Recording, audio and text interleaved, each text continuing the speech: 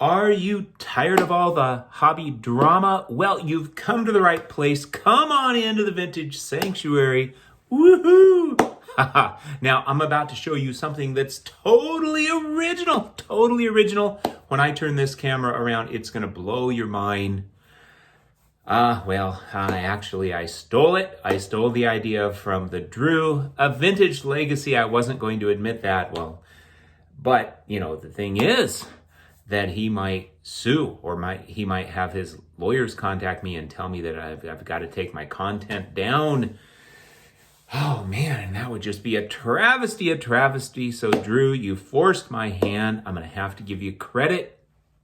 So here's the deal. The Drew and I, we both had a goal of collecting those big three sluggers from 1949 Leaf, that glorious set.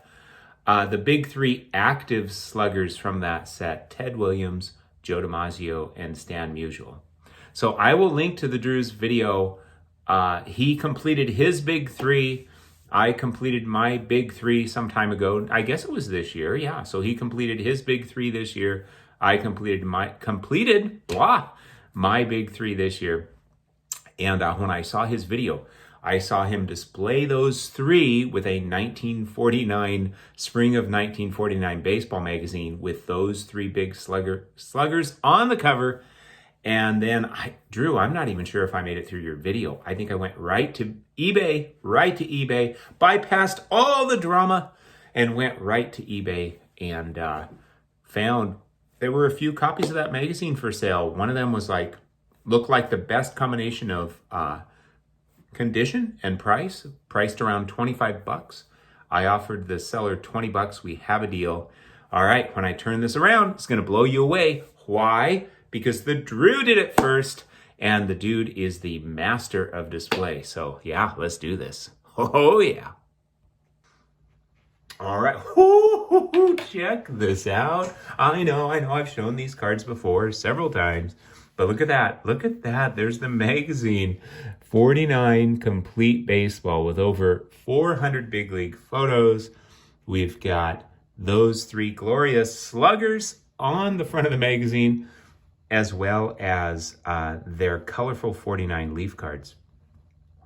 Wow. All right, let's just take a quick look at the cards here.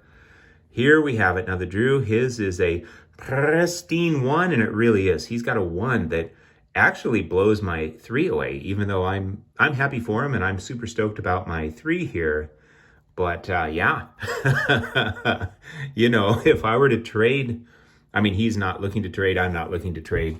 But if he wanted to trade his one for my three, I think I'd be getting an upgrade.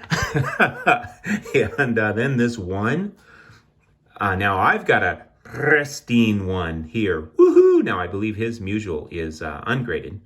Yeah, I got the pristine one here. So I think we're tied now, Drew. I'm going to give you the edge on the Williams. It's a competition. We got to compete, man. We got to win. That's how winning is done. And no, it's not a competition. Anyway, look at that registration, that color. Wow. So, in my humble opinion, his Ted Williams, grading number be damned, is nicer than mine, although I'm totally happy and super stoked about mine. I think it's glorious. I think my Musial, gets the nod. So we're 1-1, neck and neck. Who's going to win? Well, when it comes to the DiMaggio, we both have pristine ones. Woohoo! I think they're pretty similar. His has great color registration, so we're going to call it a tie. Yeah, that's what I'm going to call it. Actually, we're both winners because we both have all three cards. You can't beat that. And I got this for $875. I was surprised earlier this year that my best offer was accepted. So I said the nice to price ratio is off the charts. I didn't want to spend a big centering tax and spend, twice as much or more. So super stoked with those three. Let's take a quick look at this magazine. Now it's got a little writing, it's got a little wear. But to me, when it comes to magazines, at some point I intend to have a card room, probably after we move, because I don't really want to work on it before we move. But when it comes to magazines, I just want them to be in decent condition because I want to be able to, potentially at some point display them or display some of them and just have them look decent. And, I care about particularly the faces of the people on the magazine. And I just want to be able to read it. So I don't want it to be super expensive because I'm going to be reading it. Let me read just a little bit, not too much, but just a little bit to you.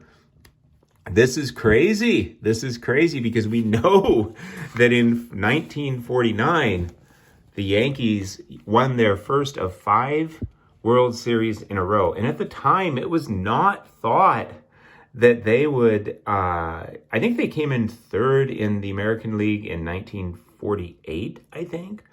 And it wasn't thought that they'd be back to the World Series by any means. Look at this. The Bombers finished 3rd last year. Oh, yes, indeed. They're going to have trouble ending up higher in 49. Sizing up the 49 Yankees as far as a pennant is concerned fills the experts with pessimism.